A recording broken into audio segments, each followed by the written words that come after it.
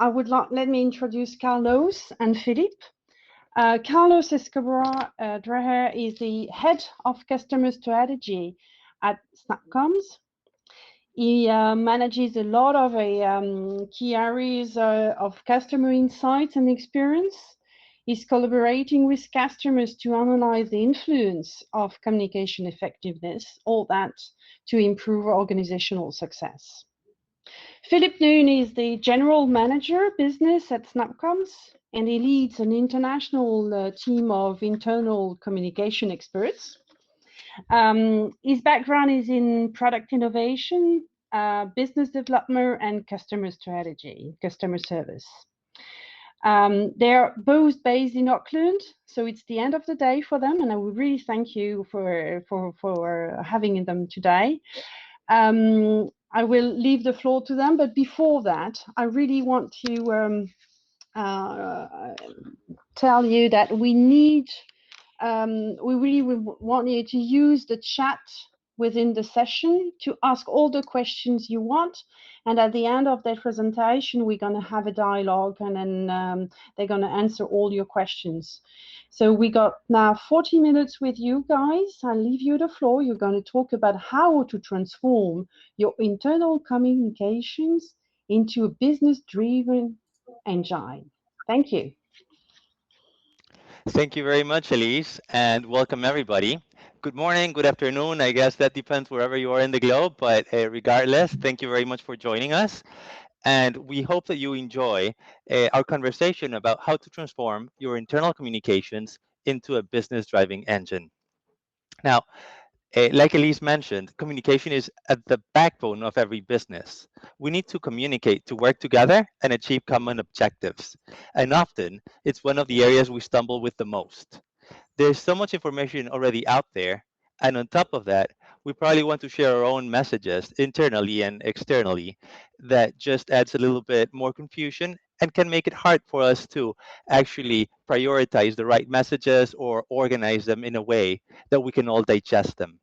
So we hope that throughout this presentation, we can share a few concepts that you can easily apply in your day-to-day to make communication clearer and more effective in your own organizations. It's funny how to see how, like in social media, in tools that are business to consumer, there's so much innovation going on. You log into Facebook or you log into Instagram and there's a new tool, and then there's the competition TikTok, and I'm sure that there's many more that we don't know that are already growing. But when it comes to our own business, sometimes we're stuck with tools that are 20 years old. And I won't name them because, I mean, many of these are still very effective for what they do. But we tend to be lagging when it comes to adopting new technologies or adopting new methods that are actually more practical to this ever-changing world. We know that each generation is different, and if we just look at the attention span of each generation, it's becoming less and less because we're focused on quite visual images, in tweets, in very short, snappy messages, and we need to keep up with the times.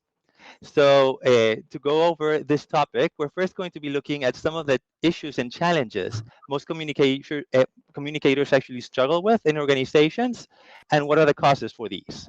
So after looking at these problems, we're going to be looking at an innovative framework that can help us organize these messages and share them in a much more effective way.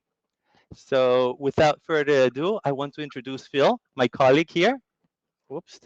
Uh, and he, like Elise mentioned, he's general manager here at SnapComms, and he's led multiple conferences in internal communications and staff engagement, including in IABC and many other places. So he's quite knowledgeable about the topic. Thank you, Carlos. I appreciate that. So let me return the favor and just to give a little background to Carlos. Carlos is actually a journalist and communicator by trade, and has been in, I guess, the internal communication space for just over 7 years. Worked pretty closely in his role with global organizations to ensure that they achieve success through communication. And there's two of us, so we thought we'd try and make this a little bit more entertaining. So we're going to alternate throughout this presentation. And as Elise said, we're both based in Auckland, New Zealand. So it's 8:30 p.m. on our Thursday evening. But I've got a British accent, so if you hear someone speaking in British accent, that's me. and obviously Latin American accent is Carlos. And I guess with that, we'll get started. So let's just start with a stat which kind of captures the essence of really what we're here to talk about today. And that is that half of all internal communications aren't read. And that's according to a report from Towers Watson. So just consider that for a moment. That is an awful lot of missed messages and really a lot of wasted effort on the part of those communicators. So why are fully half of today's workplace communications just being ignored? And well, I guess the theme of this conference is innovation. Now, hopefully, some of you will remember a fax machine, but just as recently as 2020, the UK NHS were instructed to no longer purchase fax machines. But it's an absolutely monumental task to transition away from. And on a similar note, in February 2019, again, the NHS was told to stop using pages by the end of 2021 in order to save money. I mean, again, who's using pages nowadays? But at the time of the order, the NHS was still using approximately 130,000 pages, almost 10% of the pages still in use globally. It's actually costing the NHS about £6.6 million per year, so they're not cheap. And then I guess lastly, hopefully some of you will remember this little beauty as well. So how about phoning your friends on this slimline? I'm told it's a Motorola Dynatac 8000X. Now look, these were all great things in their day, but the world's just moved on. New things have replaced them and innovation has happened. And it's the same with workplaces and the communication tools that we use within them. The traditional communication tools alone just aren't that effective for modern workplaces. Email alone just isn't enough. And so let's consider why that is. Well, we all know that the traditional way of communicating with employees is really to send an email. But when your employees are receiving an average of something like 121 emails every day, there's just no way those messages are all being seen, let alone read. And so the average worker spends 28% of their time reading emails. That's more than 11 hours a week. But the average click-through rate for internal emails is 23.5%. So it's pretty low. And so what this has given rise to is a concept called information overload.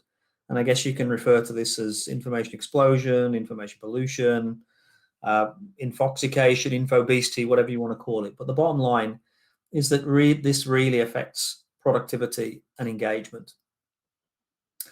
And the situation is really exacerbated with all the various different functional areas within a typical organization. Everyone is wanting legitimately to communicate with the same group of employees. And each of these areas have different messages that we want to share across the organization. Now, I'm sure everyone here can identify some use cases that you already have here. So, for example, informing staff of process change, canvassing opinion, training for new products, cybersecurity, compliance, system outages, company town halls, etc., etc. So there's lots and lots of different communications which we're trying to communicate. But despite us all having these different messaging needs, we've all got a common goal, and that's to really communicate effectively. We all want our message to be seen, we all want it to be read, and I guess likely to be acted upon. And with that, I'm going to hand back to Carlos for the next section. And all of these messages, Phil, like you were mentioning, are perfectly valid and important. We need to share communication in an organization, to work together, to collaborate, to see what's going on. So we can see that these multiple messages are going back and forth, and they're creating quite a few challenges for communicators. We did a survey with our customers, and we actually had 75 internal communicators. They were in internal communications, HR, and corporate affairs. And it was quite interesting because the main challenge by far was communication overload. There were just too many messages going on. And then there were a few other challenges that we uncovered, and I'm going to probably cover them a little bit less because they're a little bit less in topic. But there were poor governance practices, employees were hard to reach, customers didn't have the right tools to reach out to their employees, or no time to craft messages. And when we compared what we found with what was out there, we actually got to see many reports that were sharing the same thing, just the state of the sector report, which is produced by Gartner and endorsed by the IABC and the International Association of Communicators, we can see that the same first topic is the same challenge was the one that was reported the most grave challenge for North America and the UK, which was volume of communication is too high. In this came out second or third, and this is much in line with the latest report. I just got a couple weeks ago the 2021 report, and it's exactly the same. So we can see that there's a big challenge here, and communicators are rightly so worried about the volume of communication. Now, here's the whole situation in a nutshell. Like Philip said, about 28 to 30% of each day is compromised by information overload. And the average employee is receiving 122 mails per day, which makes it really hard to classify which is more important. We're getting messages from everyone here, and this just leads to the 50% that Phil mentioned of communications not being read. It's just way too much information out there. Lots of pressure on seeing what we should pay attention to, lots of messages out there. And this basically leads me to a quite unlikely comparison. Probably many of you don't know what I have on the screen right now, or what does it have to do with the topic. But this is a Shakti mat. And it's actually a present I got at my yoga class. And I was also very, I didn't understand what it was, but it's basically a millenary concept. It's a bed of nails. And as you can see, it's got thousands of little points. If you happen to lie on it, it doesn't really hurt because you're actually spreading your whole weight throughout the whole area. So it's actually dispersing all of the pressure that would be applied in one little point throughout those thousands of points. So it's a very simple principle. It's just saying that the pressure, rather than being exerted in one little point, is being spread throughout all of these different things. Now let's imagine these points are communication channels. What would happen if we would spread all of these communication in different channels, in different messages that are clear, that are simple, and that are bite-sized? Like we're reducing the pressure on that single point of inflection that is causing so much pain. Now, the same thing is happening in communications. As humans, we're bad at processing large amounts of complex data if all comes at once. But what happens if we spread all of this communication in multiple messages and multiple channels? What would happen if we can break our messages into bite-sized capsules that we can actually easily absorb? It would make a big difference. And like the Shakti mat that we showed earlier, you would be spreading the pressure, and there would definitely be less intense, I guess, emotions going on. Now, the same concept applies to all of internal communications. If we're flooding one channel, like email, where you have messages from different people, like customers, providers, peers, friends, basically everything is going into that same channel with multiple topics as well and multiple things going on, the pressure exerted on that channel may become so overwhelming that it will dilute the impact of that channel and increase fatigue of just, you probably don't even want to check your email if you have like 50 messages in your inbox. This does not mean it's a bad channel or that it's inherently bad. It just means that we have to be more careful, and we need to limit the amount of information being sent through one channel, and especially very long messages, people just don't read them anymore. Now, if we decide to spread the communication across multiple channels, suddenly we're releasing all of this pressure and spreading it out and paving the way for increased readership and multidimensional engagement. What do I mean by this? Well, basically, we're just spreading this pressure and also facilitating people that learn differently. That's another big advantage, because we have some people that are more visual to learn, some people prefer text, some are more analytical. And if we're spreading our information throughout different channels, not only we're spreading this intensity of communication, we're also creating an environment that stimulates the brain and also helps people that have different learning methods to absorb the information much better.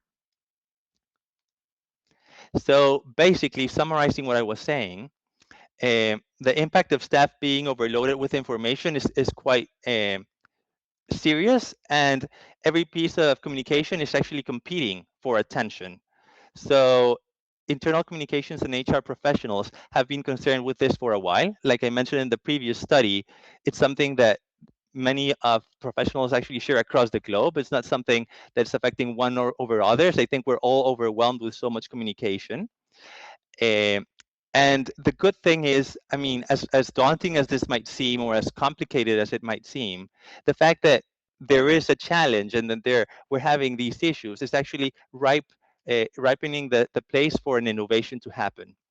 So employees can experience message fatigue as they're flooded with all of these messages through this channel, and urgent and non-urgent messages are blending together into a system where it becomes really hard to prioritize and see what should we read next. So um, we can see that if we continue using these techniques, would probably lead to the same result. People will continue to be overwhelmed by these. So let us look at how can we actually change this? And this is when we started thinking about how could we spread out these through different channels, different messages, and different things or methods of delivery, so that we could actually soothe the pain of receiving too much information. Now, having a communication strategy and plan can be very helpful. Most organizations actually have started, especially right now with so many changes, to create a plan to better structure their communications. But with such an ever-changing world, it's really hard to plan ahead of 1 week, less than a month or a year. Like imagine planning for a whole year. It's really important to have a framework that can easily be adapted to messages that need to be sent straight away, or that can help us actually react if we need to, or structure the messages that are planned in a better way. So this is why knowing the channels that we have is really important. We need to have a good understanding of each channel we have, because right now we have Teams, we have Slack, we have intranets, we have so many brands and so many channels that sometimes we kind of lose the conception of what is good, what is each channel good for, and how can we maximize the value this channel can provide. So this is where we can start. By knowing the channels we have, we can start organizing and planning the messages that we want to send and how we want to send it. This is at the core of our communication spectrum framework. Every time we're presented with the need to send a message, we can look at the message we have in front of us and choose a channel or a display method that is appropriate with a degree of relevance of the content that we're sending. So, and the effect that we want to achieve. So if it's immediate action that we probably want something intrusive. Or if it's just more gradual change that we want to promote, maybe we want something that is a little bit lighter and won't interrupt our staff that much. And this is kind of an innovative approach in the sense that it aligns the business objectives and the output we want to reach with the delivery method. Now, what you see here is our basic communication spectrum. And let's start by looking at the bar on top. We see on the left side of the bar, we see the critical information, the one that people need to know now because it's so relevant that people need to act upon immediately. And on the right side of the spectrum, we see more social engaging communication that I'm not saying is not important, but that probably can wait a little bit. Now, if you can read the messages inside the spectrum, you will be able to see that we have categories like emergency communications, crisis communications, IT and cybersecurity, compliance, leadership communications. So these are kind of categories of use cases we might have. What am I referring to when I talk about a use case?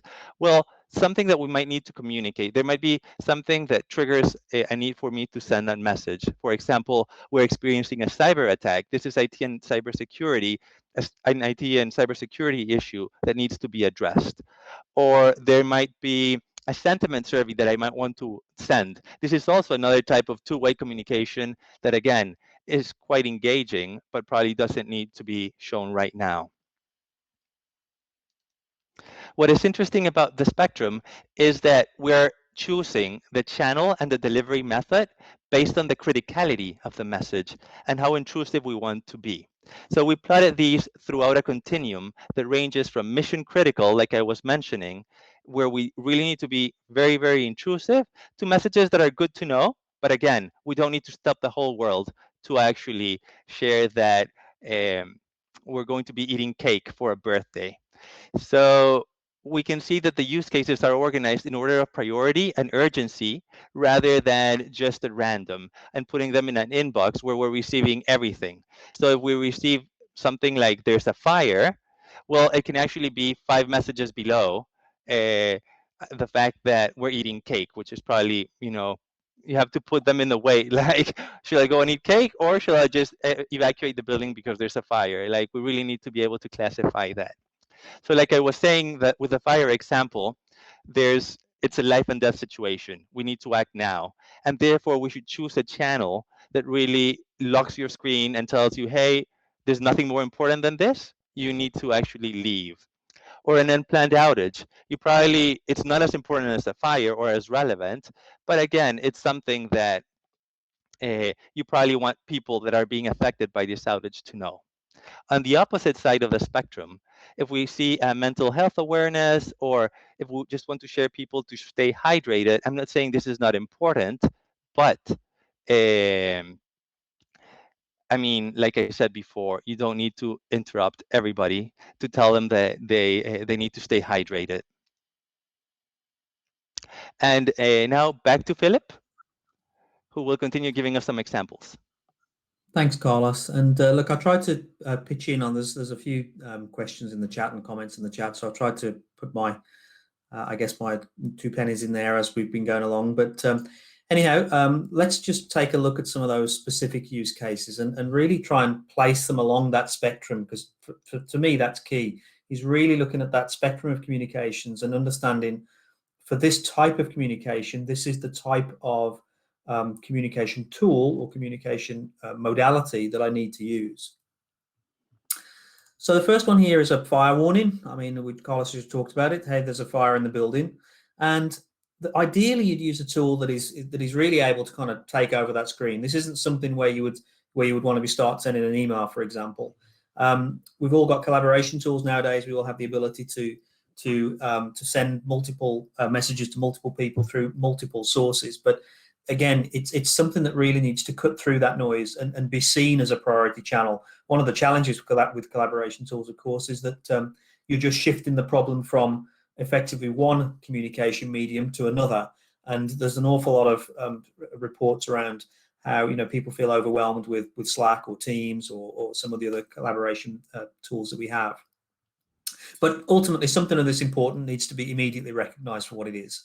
And so this, again, left-hand side of our spectrum, absolutely critical, life safety. And of course, we want to make sure we're targeting the right audience here. So we clearly don't want to be targeting this to people that are not affected by it. So really take your time to kind of look at how do you ensure you're able to send this type of message to the right segment of employees within your audience.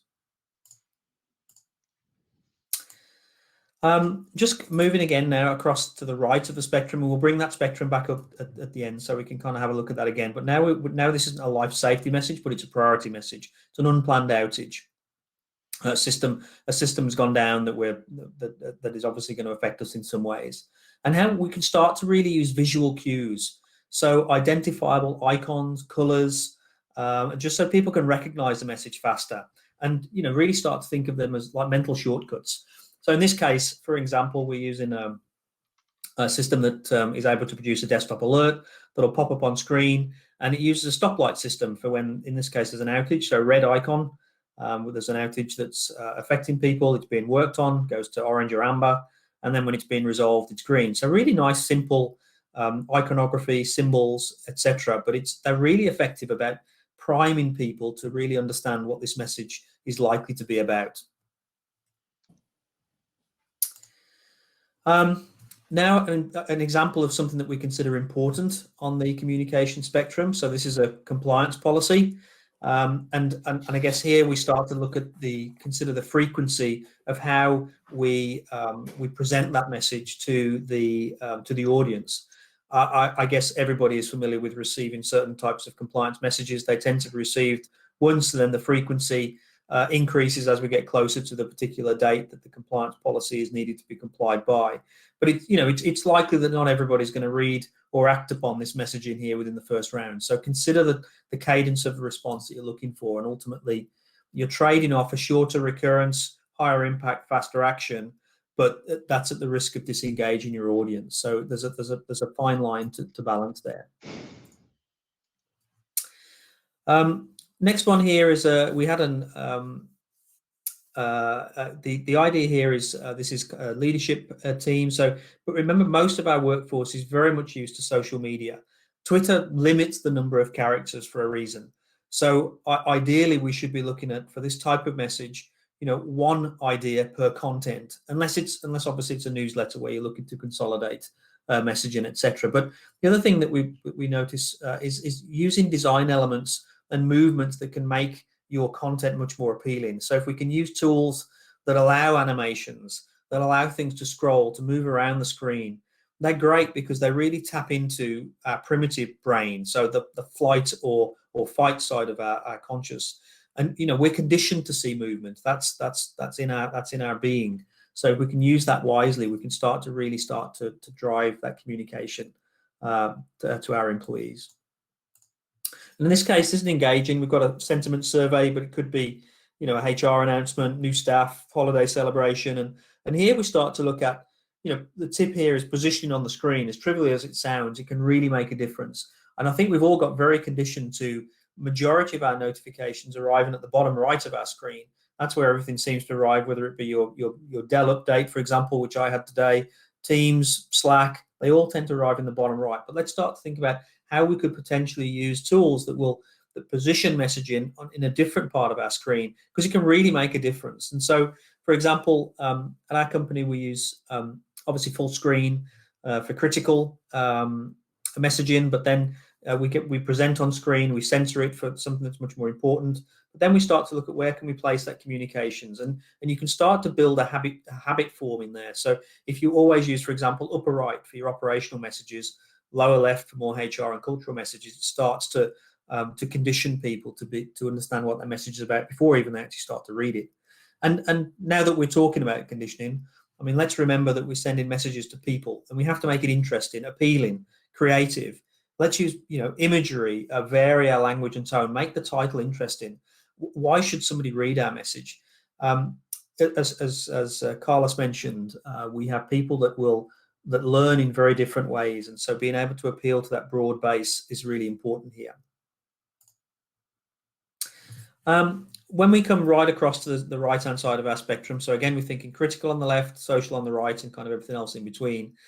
It's really trying to make use of some of the communications channels that are available to you already. So using things like screensavers, wallpapers, and people do get that can be something that you need to consider on an organization by organization basis as to whether you view screensavers and wallpapers as being part of your company communications, or whether you allow that to be personalized. But for example, we can use screensavers and wallpapers to start to promote messaging, which is perhaps more of a slow burn, cultural change, behavior modification, etc. Or we can use it to share something trivial like company celebration, etc. But make it fun, make it relatable and colorful so that your audience appreciates it.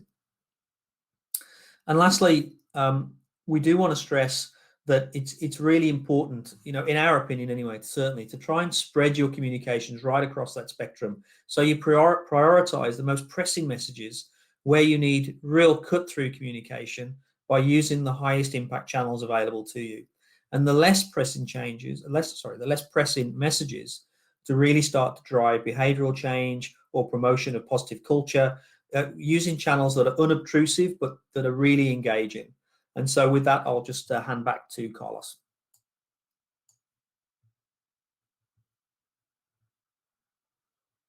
Carlos, you're on mute.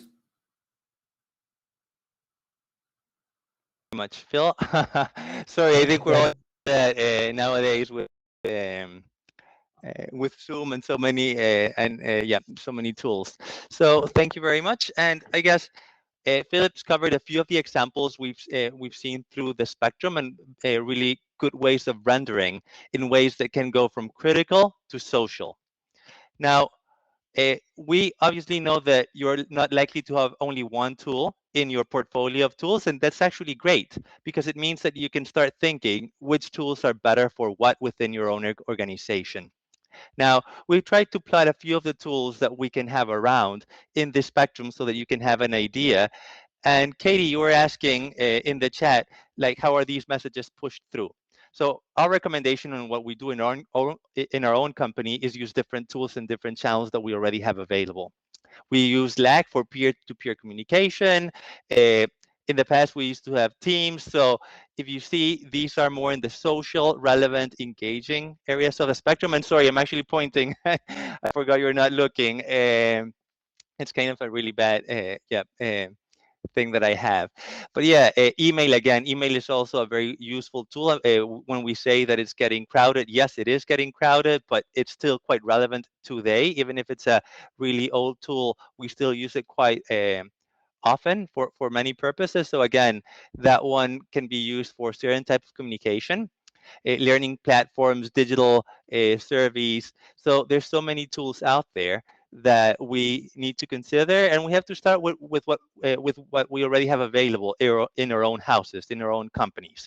So once we know what we have available, and we can map uh, what is each tool useful for, we can start probably looking at other tools and looking at where we have gaps. For example, as Everbridge SnapComms, we have quite a variety of different tools. And like I say, I don't want to say, I want to give our example as one of the options that can help you communicate. So with Everbridge, we cover the emergency communications part of the spectrum. And with SnapComms, we have different channels like tickers, pop-up alerts, screensavers, wallpapers that covers the more engaging side of the spectrum. And like this tool, it's really important to basically do a chart, do a channel framework, and look at the strengths and weaknesses each channel has. And based on that, you can probably have like a quick list to act quickly. Like whenever you have a type of message, you know where to allocate it.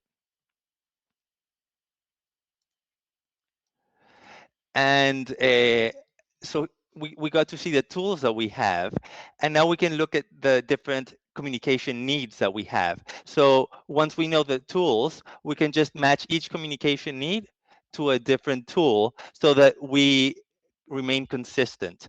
For example, we don't want to be sharing an outage by email and then by a pop-up alert, and the next day we share it by Slack. Why? Because you'll drive people crazy with so much information. So if we can look at the different use cases that departments have, we can have a really smart conversation about where would each type of communication fit better and why.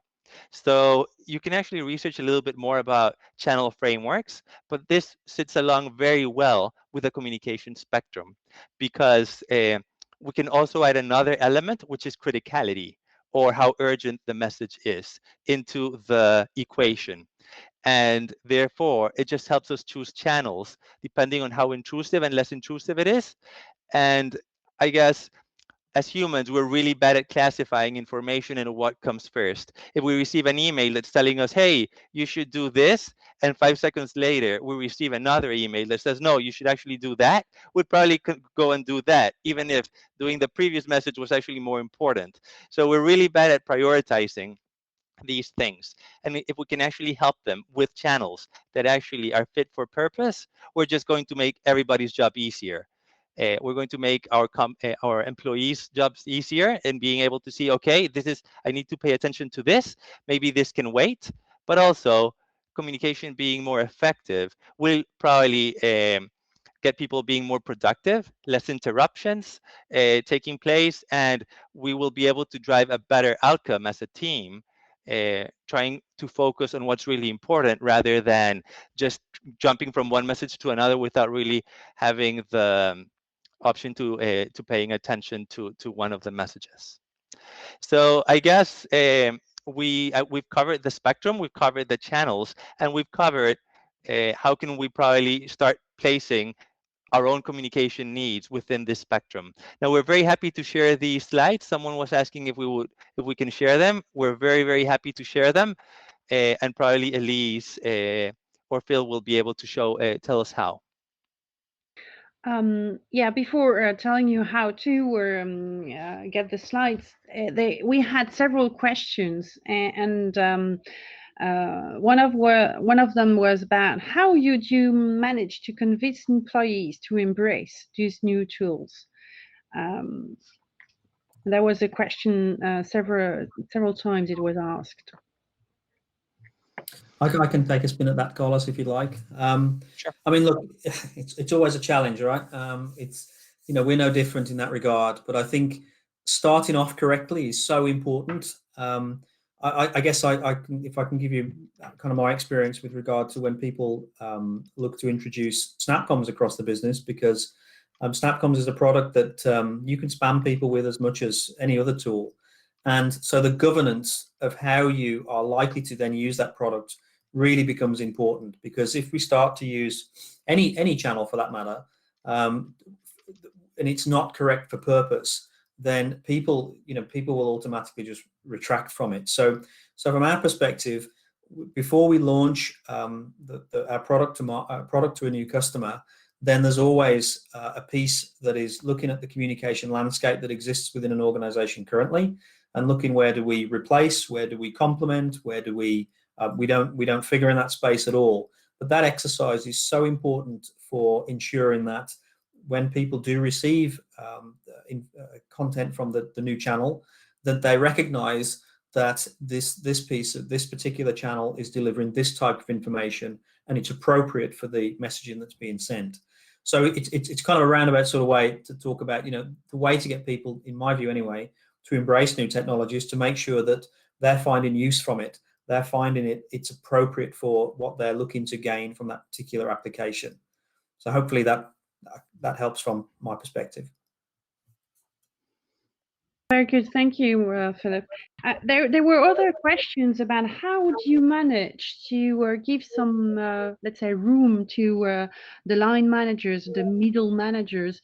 One of their tasks is also to talk with their people and then transmit some information. If the information is there and they have not this role anymore, how can they find any room to